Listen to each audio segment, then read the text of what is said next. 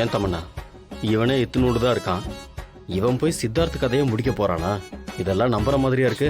தம்பி, விளையாட்டுக்கு கூட நீங்க அப்படிலாம் பேசாதீங்க. சித்திரக்குள்ளனுக்கு கோபம் வந்துச்சு, உங்க யாராலையும் தாங்கவே முடியாது. ஐயா வேண்டாம். ரெண்டு பேரும் கொஞ்சம் வாய மூடிட்டு இருக்கீங்களா? ஒண்ணு பயந்து இல்லன்னா இப்படி ஏடா கூடமா பேசுறீங்க. அமைதியா தான் இருங்களே. சாரி தமன்னா, சாரி, விடு.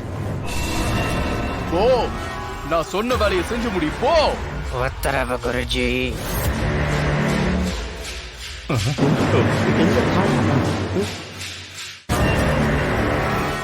ஐயோ, அங்க என்ன நடக்குதுன்னு இங்க எப்படி தெரிஞ்சுக்கிறது?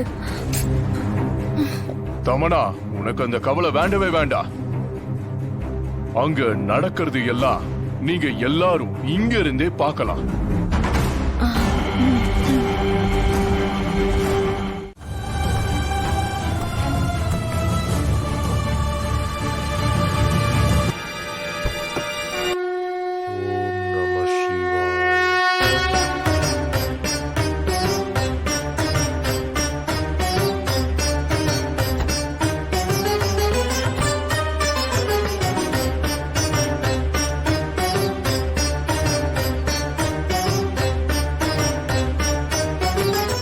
ஐயா வணக்கம். வணக்கம். வணக்கம் சாமி.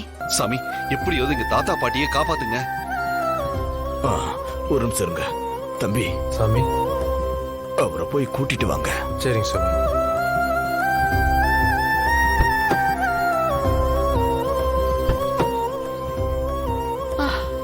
அம்மா, ஐயா மெதுவா இருங்க. ஐயோ பார்த்து வாங்க.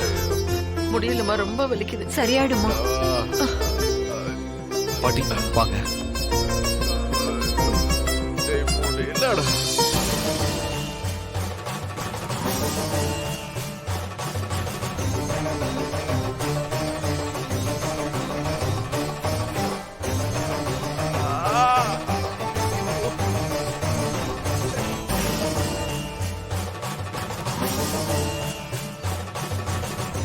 என்ன சித்தர் சாமி, நீங்க எதுவுமே பேசாம அப்படியே பார்த்துனே இருக்கிறீங்க.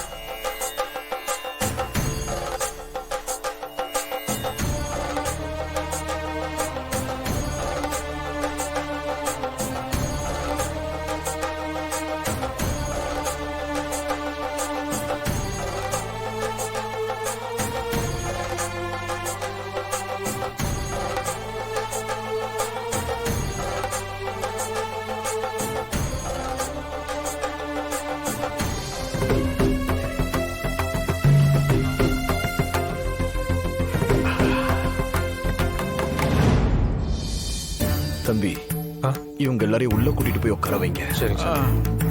போங்க. பார்த்து வாங்க ஐயா.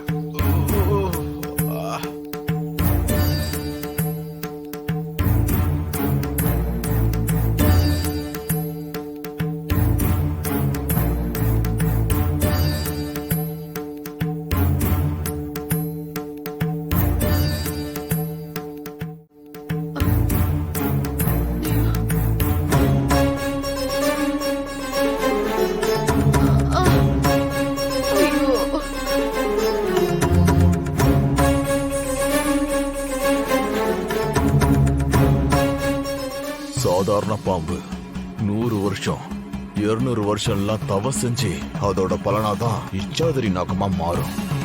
எப்ப இச்சாதாரி நாகமா மாறுதோ அப்பவே இந்த 7 லோகத்துல இருக்கிற அசுரர்களும் அதுக்கு பக்கபலமா இருப்பாங்க. அதனாலதான் அது எப்ப வேணாலும் எங்க வேணாலும் அத நினைச்ச உருவத்தை எடுக்க முடியுது. இந்த பூமிக்கு கீழே ஒரு பாதாள உலகம் இருக்கு. அது 7 பகுதியா பிரிக்கப்பட்டிருக்கு.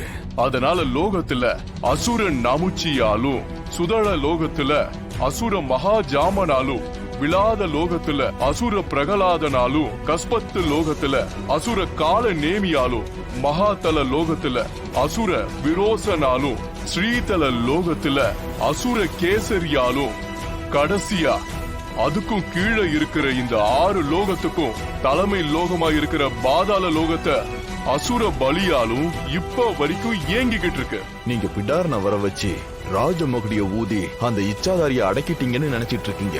அந்த இச்சாதாரிக்கு அந்த 7 லோகத்துல இருக்கிற அசுரர்களோட ஆசீர்வாதம் இருக்கிறதுனால அது எந்த இடத்துல அடப்பட்டு கிடந்தாலும் அத மனசுல யார அழிக்கணும்னு கங்கணம் கட்டிக்கிட்டு இருக்கோ, அதோட மரண சாசனத்துல யார் யார் இருக்காங்களோ அவங்க எல்லாரோட கனவுலையும் போய் தன் நிலைய மறக்க செஞ்சிடும்.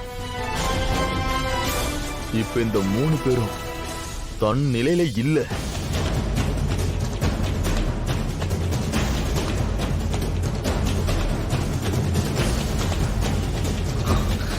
சித்தர்சாமி, நீங்க சொல்றது எதுவுமே எங்களுக்கு புரியல. கொஞ்சம் புரியுற மாதிரி சொல்லுங்களேன். சொல்றேன். கொஞ்சம் முன்னாடி வாங்க, கையை நீட்டுங்க.